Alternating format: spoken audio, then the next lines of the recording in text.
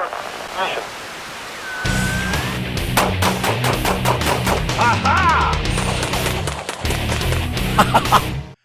Hi, this is Joel Persinger. I'm the Gun Guy. Thank you very much for watching my channel and supporting my my YouTube channel and the videos that I produce. I'm very, very grateful.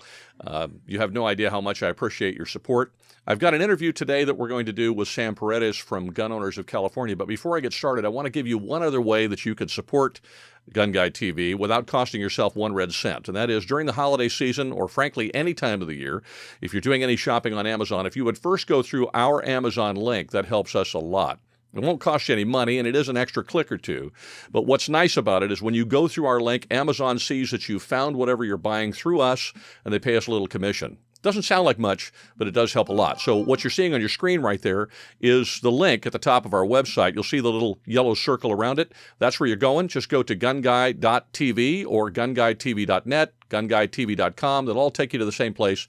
Click on that link and then do all of your shopping. And whatever you're buying on Amazon, whether it's gun stuff or toilet paper, doesn't matter. We're going to get a little commission, and that would help us a lot. So thank you very much in advance for doing that.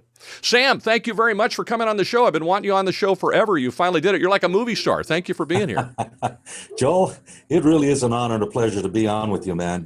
You've got tons of followers. You are an important part of the Second Amendment defense and restoration of the Second Amendment. And it's an honor to be with you, man. Merry Christmas. I thought you were going to say I was important. I was all thrilled there for a minute. You are. Oh, I'm so grateful. Thank you. Merry Christmas to you, too. Well, listen, before we get started, we're going to talk about the ammo ban that's coming up a lot because I'm getting a lot of questions about that, and there's so much misinformation it's almost frightening. So I really appreciate it if you clarify that. But before you do, if you could just tell me a little bit about yourself and Gun Owners of California, that would be great. Well, Gun Owners of California is actually the oldest pro-gun political action committee in the country. Our founder and chairman, Senator H.L. Richardson of California, the California State Legislature, he serves 26 years in the Senate. He founded us back in 1974-75 when he was actually a member of the board of directors of the National Rifle Association. That was just after the creation of political action committees, campaign finance reform, both in Washington and in California. And he went to the board members and said, hey, you guys care if I start one of these political action committees? And they said, no, go right ahead. So he started Gun Owners of America and Gun Owners of California. So NRA started Institute for Legislative Action Political Victory Fund soon after that, and they're the big Mac Daddy on the block. But we have the honor of being the first. And I've been working with gun owners since 1980, so I've been doing this for a long time.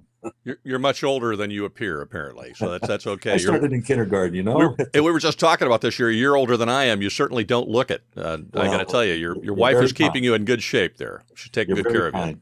running and gunning and running around the halls of the legislature, I guess, has to keep you young, or it'll kill you. You probably get more exercise running around the halls of the legislature, I would imagine. Oh, quite a bit. Well, help us out a little bit because I'm just an average guy. I'm not as well versed on things as I'd like to be, but I know that you deal with this day in and day out. What is going to actually happen on January 1st where the ammo ban is concerned? Okay.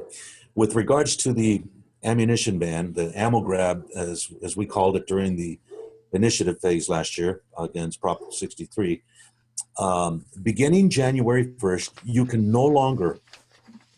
will no longer be able to purchase ammunition, mail order, and have it delivered to your home. That will be illegal. You will, if you have to buy your ammunition mail order, you will have to have it delivered to a licensed California ammunition vendor.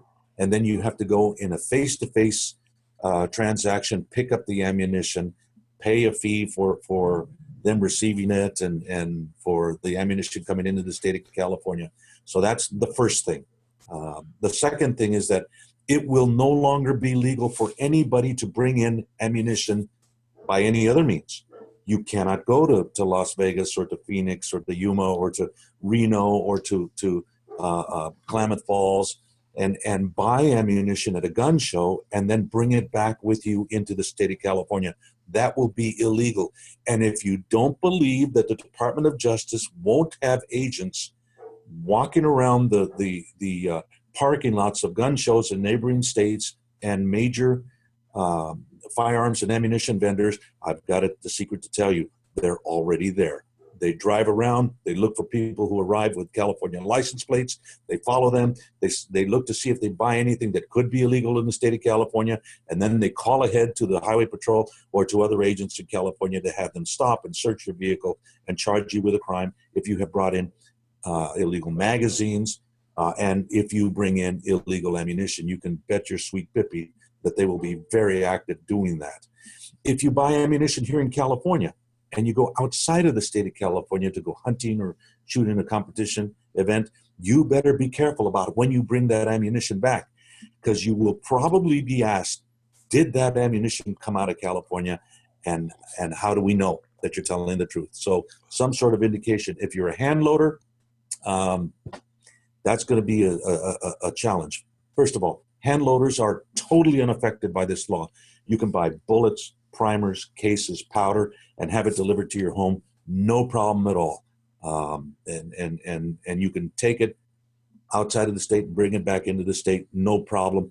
You just may have a difficult time proving that ammo was legally acquired here. Gun dealers are going to have to keep the ammunition behind their counters in a secure location so that customers cannot walk into the store and pick up a box of ammunition to see if this is what they want. They're going to have to be in secure cases, and only employees of the licensed ammunition vendor are going to be able to show these boxes of ammunition to potential customers. Basically, you won't get the ammo until you walk out the store, the doors of the store. So people are concerned about the registration process, when that begins, and the background checks. That won't begin until January 1st of 2019. Is there in this law some limitation on the amount of ammo an individual can possess? No, there is no limitation on the amount of ammunition you can have or purchase, none whatsoever. The only limitation is that if you sell or give away more than 500 rounds of ammunition in any given year, you are required to apply for a California ammo vendor's license in order to be able to do that. And then you will be required to keep all of the record information and submit it to the Department of Justice and pay your, well, I don't remember what it was now, $179 to have the privilege of being an ammo vendor. So that brings up the question, are ammo vendors actually there yet? Are those licenses issued yet? And if not, then to whom do we go to actually buy ammo? Well, the legislation specifically grandfathered in all existing gun dealers. If there's a gun dealer in the state of California who presently is licensed both with an FFL and under the state gun dealer provisions, they are automatically grandfathered in and will be allowed to sell ammunition. So if you buy your ammo at a gun store, you're good to go. They're going to have it. They're going to be unimpeded in their ability to acquire the ammunition. It's just going to be a major pain in the butt for them to give it to you within a year. But those people who are not gun dealers but sell ammunition are going to have a little more difficult time. They can go supposedly to the Department of Justice website and apply to become an ammunition vendor. I actually saw the forms for the applications yesterday, and people can fill them out and receive their permission to sell ammunition in the state of California. So those forms are available through the DOJ website right now.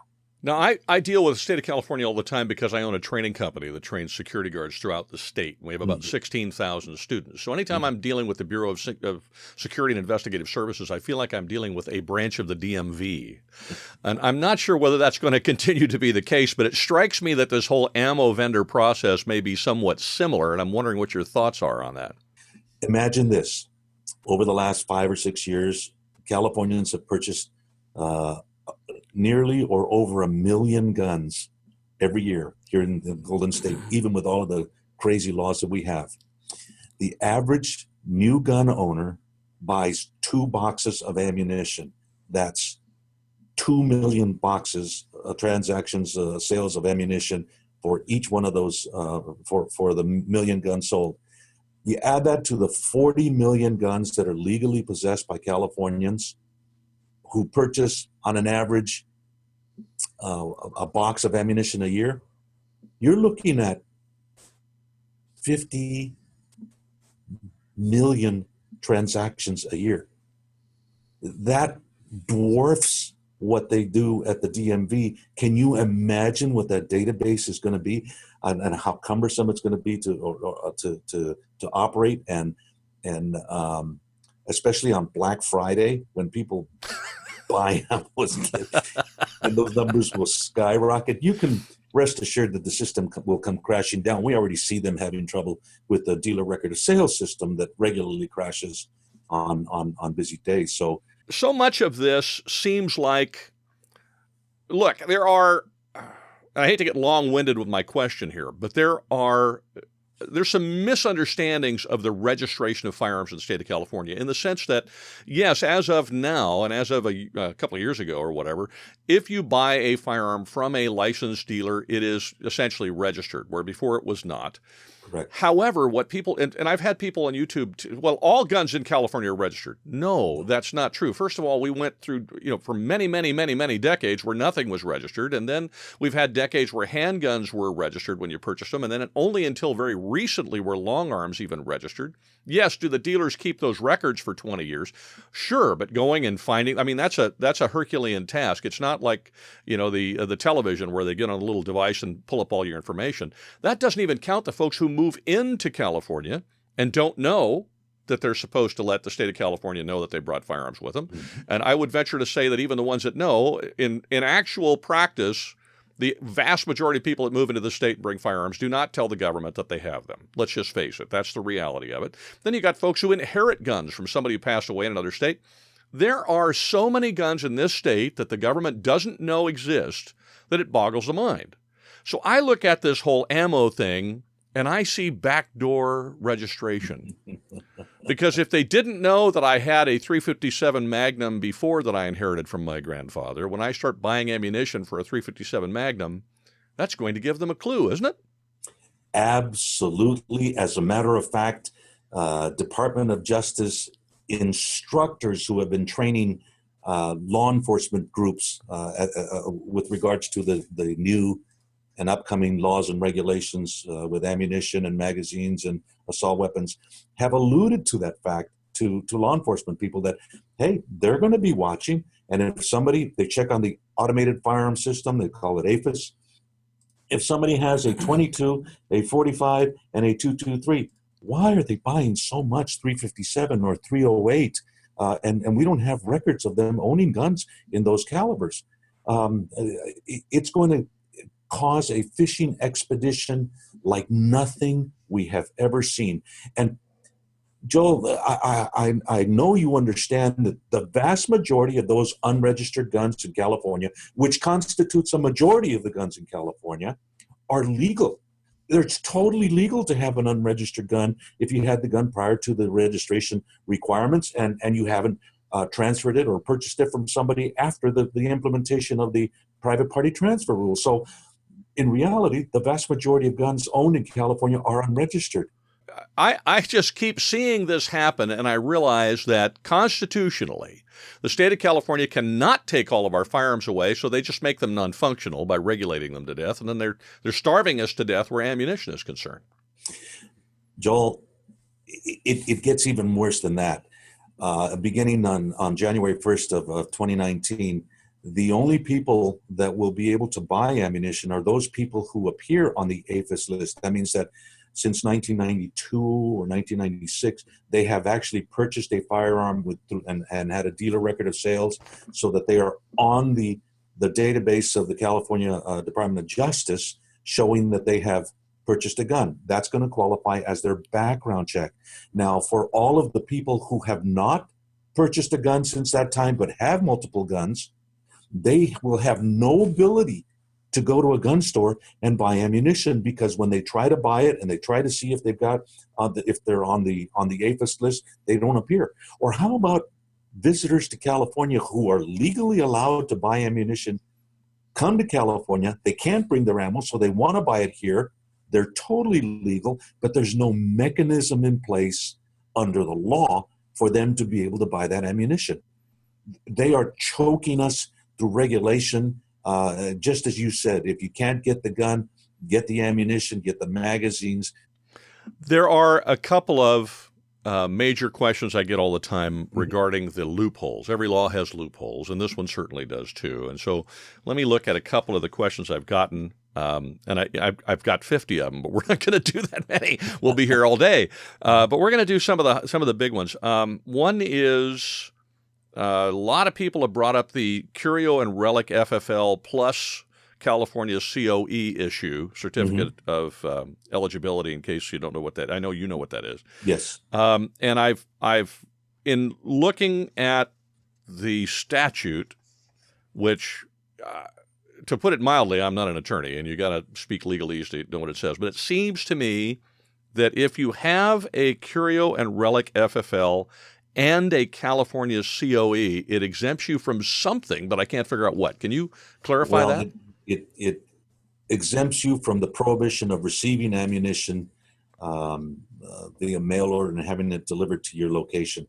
You still don't have the ability to sell it or give it away because you're not an ammo vendor.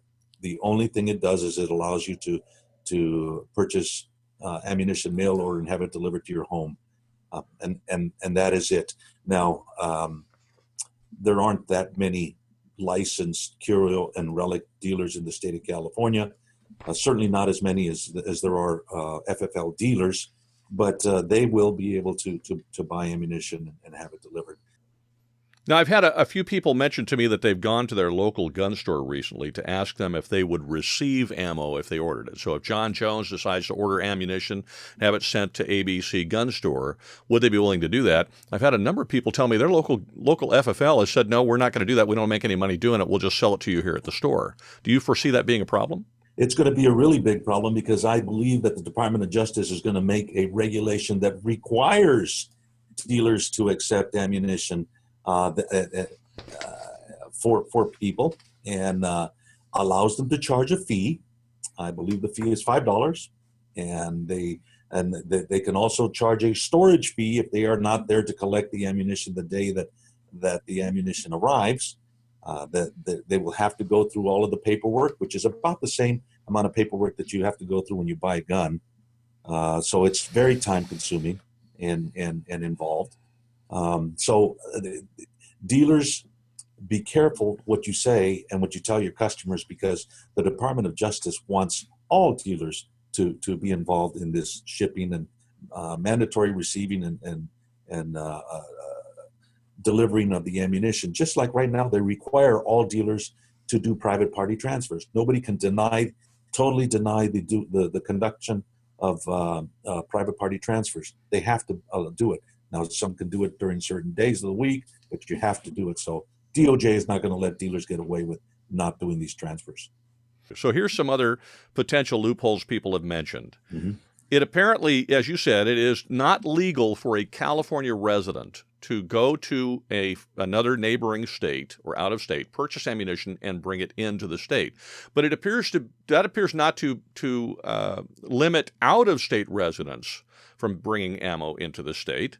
It is also not illegal for a California resident to sell ammo without or give it away or whatever without a vendor's license. But that appears not to limit out of state people. So here's the question with that little bit of buildup. I've got a buddy who lives in Nevada, Arizona, pick a state. Mm-hmm. And he is going to come and visit and bring me 1,000 rounds of X, whatever that is, and just give it to me. Can he do that? Absolutely not. That will be illegal. The only exemption is for an out-of-stater to bring ammunition into the state of California is that if they are coming to a sanctioned competitive event, then they are allowed, I believe it's 50 rounds or 100 rounds of ammunition that they can bring into the state. It's a very limited number of rounds that they can bring into a state. In a significant action pistol match, it's not enough rounds to complete a stage. Let's put it that way. But other than that, they are going to be required to buy ammunition here in the state of California, either through a dealer or at a gun range. Or they have to have the ammunition delivered to a vendor or to a gun range, and then they're going to have to be able to pick it up there. It is not as simple as any out-of-stater coming in and bringing in ammunition and giving it to you. The ban is on the importation of ammunition into the state of California. In general, In without general. a license. Correct. For everybody. Okay. I had a guy send me an email who has a company up in LA, I guess, that does what my company does. They train security guards. Mm-hmm. So his question was, can he as a company purchase ammunition for the use of these guards when qualifying without, and then provide that to them because they're going to use it at that moment without a vendor's license? No, they're going to need a vendor's license to do it anyway. Now, whether they have to do the background checks for each of the officers or the trainees that they provide ammunition to depends. If they provide the ammunition at the range and the ammunition is consumed on the range, then there's no background check that has to be conducted. But if a trainee takes a single round off the range that he was given to shoot during qualification, then that whole box of ammunition should have been registered to them, and they would be violating the law if they left the range with a single round. Wow, with the number of gangbangers we have and other criminals in this state, you would think they'd be focusing on them, not making criminals out of law-abiding people, but that's just an aside. Let me see if I've got another one here it sounds to me like the answer to that question is that individual really needs, and if I wanted to do it, for example, I would have to get a vendor's license and then Correct. keep track of that ammo and where it went, even though I don't have to do the background check if they consume it at the time on the range. That's correct. Let's see. No, that one will drive you crazy. It drives me crazy because it makes no sense. There, some people would Yeah, say, I think so you might be right. I'm okay for crazy. If I go to Yuma and I go to Sprague's, which is a great big gun store out there in Yuma, the range and everything, and I walk in there and I walk out with boxes of ammunition, it is almost, I can just tell you, it is almost a guarantee that somebody from California is watching me do it. And if I've got California plates, I'm going to get stopped across the border. Now, here's the question. Who stops me? Because people keep telling me they're all worried about the guy at the fruit check place, that he's going to stop you there. But I'm of the opinion that's the CHP, and they're going to be called and stop you as you're going down the highway. Yeah, the agricultural check is not the place at present where they will be stopping you. That is strictly run by the Department of Agriculture to check for food and wild game or anything that could cause any sort of a issue agriculturally here in the state of California. But we keep hearing rumors that the Department of Justice might be collaborating with the Department of Agriculture to use that as a check facility, or add that responsibility to the officers who are manning that check to ask whether you are bringing in any ammunition as well. In which case, if you lie, you commit perjury, and if they catch you, you're going to lose your gun right. Okay, so this brings up the question. You just brought up something in addition to that. You said that if you lie, it's perjury. That's not a good thing. If you get caught, you are going to lose your firearms rights. So are you telling me that if I let's use me as an example, which I don't plan to do this, I can't afford to lose my firearms rights, I'd be out of business. But let's say I go to Sprague's and I buy ammo, and then they get me coming across the border and they pop my trunk or whatever, and they find I got 1,000 rounds of, I don't know, whatever, and I get arrested. I'm going to lose my Second Amendment rights over that.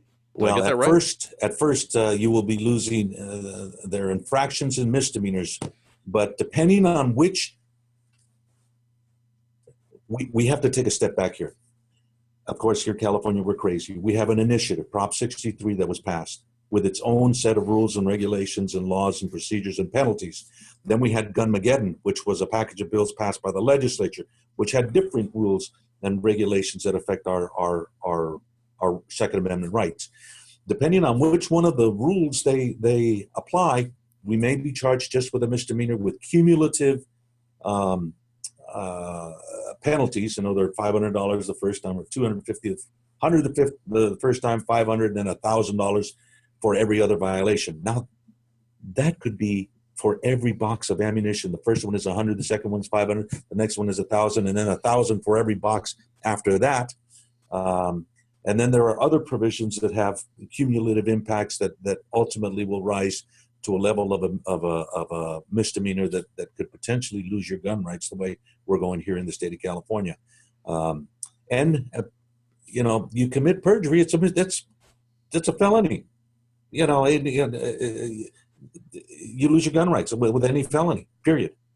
So you made a comment, and I've said it, that there are an estimated 10 million or 11 million gun owners in the state of California. And if we just do some simple math, because I'm not a mathematician, so I got to keep it simple. If we do some simple math and we say, okay, let's call it 10 million just to make the numbers easy.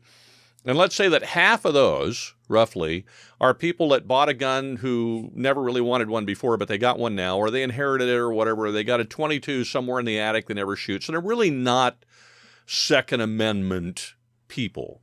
They're guys, they're folks who have a gun, and we're counting them in that mix. So let's take those out, and that leaves us, out of 10 million, half of them are gone, leaves us 5.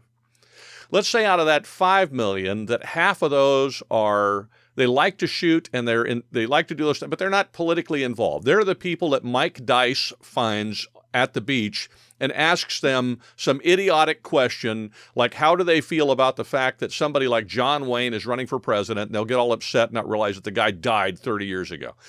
So let's say half of those are out of it. They're just out of it. They don't watch the news. They don't care. They don't read the paper. If anybody reads the paper anymore, they really are uninformed folks. So that leaves us what? Out of 5 million, we've gotten rid of half. We've got 2.5 million left.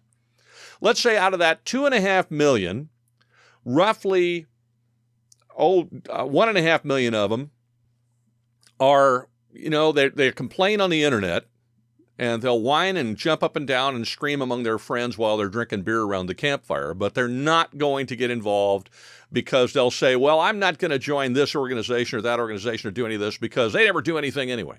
That leaves us 1 million. How would it help gun owners of California if that 1 million actually got on the website today and joined?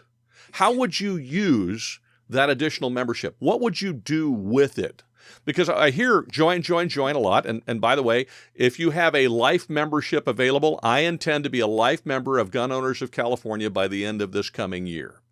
Just so that you know, if you don't, I will join as an annual member every year, whatever it is. But I'm not a member, and I need to be. So I repent. Let me be the first example today. I will set the example for everyone, and I will make sure I join. But how would that membership then help you, and what would you do with it? My goodness, Joel. What we could do with 1 million dedicated, hard-charging gun owners, patriots in California who would be willing to do whatever they had to do in order to restore the Second Amendment in the state of California, we could change this state in 2 election cycles.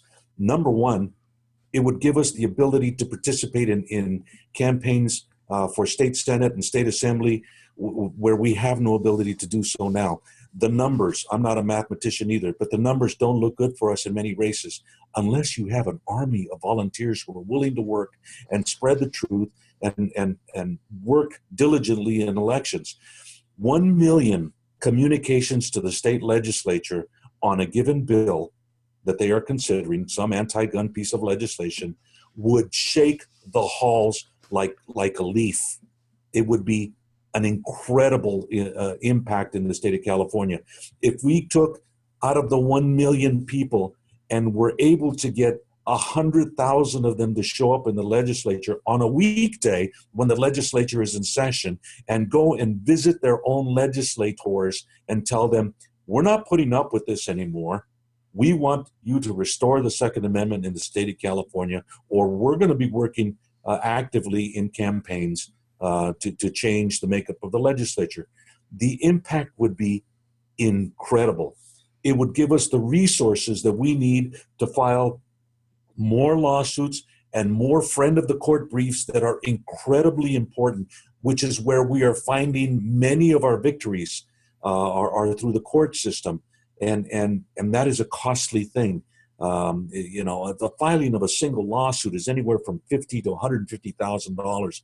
And the friend of the court briefs that often add the depth and breadth of the issue that needs to be considered by the judges, filed by organizations who are friends of the court, amicus curiae, amici, are incredibly important, and they cost $15,000 a piece, and they're incredibly important. That's where we are gaining some of our victory. So with 1 million people, in between 2 and 4 years, we would change the makeup in California and push the process back. We would push the ball back up the hill and ultimately over the top, and we would restore the Second Amendment in the state of California. People don't believe that. Let me tell you, when we started Gun Owners of California, we had in the first year over 300,000 individual contributors. After 1982, when we defeated Prop 15 and gun owners said, we won, they can't take our guns away, that number dropped down to 30,000. As I've been watching the news lately, one of the unreported national stories on the current presidential administration with President Trump is the appointment of conservative justices to the federal bench. And when I last looked, he has about 130 some odd to do, and he's actually gotten quite a few through. I think people, unfortunately, we live in that world of instant gratification. Put it in the microwave, push the button, there it is, or the internet age. It takes time. How do you see these more conservative appointments helping in the short term, midterm, long term, and if so, how? President Trump has had more success in appointing justices to the federal bench than any president in recent long-term history. He's doing a very good job. The impact of these judges on the bench will be immediate. There are so many gun cases that are making their way through the judicial process, through the federal district courts and through courts of appeal, that the inclusion of conservative justices will be very helpful. Here in the Ninth Circuit Court of Appeals, Circuit Court of Appeals area where we reside, there are only a handful of conservative judges. Even if they select judges for 3-judge panels the way they say they do at random, the chances are that they're going to get radical liberal judges because there's just so many of them on the bench in order to hear cases which go against us, and then we go to the Supreme Court. And the Ninth, as you well know, is the most overturned court in the country because they are legally crazy. And so it is incredibly important. This administration has done more to restore our Second Amendment rights in America, and the impact will be felt here in California, and it's a beautiful thing. I'm thrilled that you said that because I keep seeing these judges appointed. In fact, I thought I saw a blurb come by my desk the other day that a Ninth Circuit justice had to resign because he was accused of some impropriety. Mm-hmm. And of course, if that's a seat that President Trump gets to fill. Mm-hmm. Now that won't change the face of the Ninth Circuit, but every seat he gets to put a Neil Gorsuch clone on is certainly going to help. Well, look, a couple of things. One, I'm going to put links in the description so that if you would like to join Gun Owners of California, I strongly urge you to do so. If you'd like to, I'll put the links in the description so you can get there very, very easily. And if you have any questions, of course, contact them directly. Sam, thank you very much. Is there anything I didn't ask you that I should have that you'd like to address? For anybody that wants to become a member of Gun Owners, we have an actually fun way to do that. You can call us at our office, go to our website, get our phone number, and call us. And we have this thing called a 52-gun and 52-week gun raffle, where you buy a ticket for $50 and it puts you into a raffle every Saturday throughout the entire year. And we've got great guns that we give away. We limit the number of tickets to 1,500. We still have a few left here in the office. Anybody, and it automatically makes you a member. So $35 out of that goes to your membership, and for the remainder, that puts you in a raffle for a gun every week of the year. And it's kind of fun. We announce them, and we ship guns all over the state to our winners, and it's kind of a fun way to support the Second Amendment. And Joel, your commitment of supporting Gun Owners of California, heartfelt, man. We appreciate your support. Oh, anytime, brother. Thank you very much for coming on the show. You are always welcome back here. I know you made the comment that you're fighting the media all over the place, radio stations and television stations and so on. I know that I'm part of the new media, but frankly, this is a Second Amendment friendly place, obviously. So anytime you need to get the word out about something, you've got my number. Give me a call. We'll have you back on, and we'll make sure that the information gets out as quickly as possible. And if you are watching the show right now and you have not subscribed, I urge you to do that. We do a lot here that is kind of standard to YouTube gun channels, like reviewing products and reviewing guns and that kind of stuff. But if you happen to be in California, or you're in another state where you're trying to figure out what's going to be heading to a legislature near you, remember, things start in California and tend to then rip across the country and invade everywhere else. You want to know about these things in advance. For that matter, as far as I know, Gun Owners of America will happily hear from you about being a member as well. And I'm assuming, Sam, that is there an affiliate for your organization in every state, or just some? No, Gun Owners of America handles all of the states except California. California being unique, as you mentioned, we either affect or infect the rest of the country, and we needed to have an organization dedicated to working here. And because of the difference in the campaign finance laws, we had to create Gun Owners of California. And then Gun Owners of America is able to cover all of our activities throughout the rest of the country in Washington, D.C. So we invite you, be a part of the fight, be armed and informed. We're going to share GunGuy TV with all of our members on all of our avenues for people to be able to receive important information that you're putting out. So we're pretty excited about the future for us. As am I. We've got a good partnership here, Sam. We'll keep it going. All right, Joel. Thank you very much for being on the show. Thank you very much for watching. I really deeply appreciate it. We've got some more gun videos coming up through the holidays, and we'll be doing some more stuff with Sam when there's more stuff to talk about. We'll make sure that we keep you informed as much as possible. If you have questions you'd like posed to him, make sure that you send them to me. You can do it by going to our website at gunguy.tv or gunguytv.com, gunguytv.net, doesn't matter, and you can click on the contact form and it'll go directly to me, and I would really appreciate it. Thank you again. Have a wonderful Christmas, and please be safe.